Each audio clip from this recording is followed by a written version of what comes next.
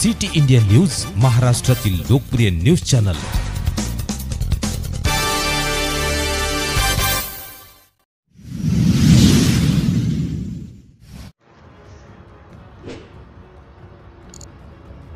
देऊळघाट येथील भ्रष्टाचारी ग्रामसेवकाचे विरोधात उपसरपंच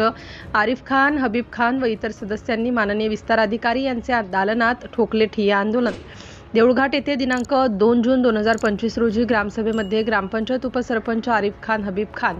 यांनी देऊळघाट येथील विविध प्रश्न व समस्यांबाबत तसेच ग्रामपंचायतची मासिक सभेची प्रोसिडिंग नक्कल 8व्या वित्त आयोगातील साहित्य पुरवठ्याचे कोटेशन स्टेटमेंट, कॅशबुक, साहित्य पुरवठ्याच्या आदेशाच्या प्रति गावात बसवलेल्या सोलार लाईटबाबतची माहिती ग्रामसभेत मागितली असता सरपंच समक्ष ग्रामसेवक यांनी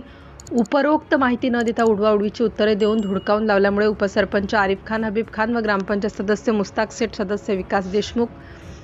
माजी तंटामुक्ती अध्यक्ष जुनैद खान, फखरुल्लाह खान, सदस्य अरबाज अन्सारी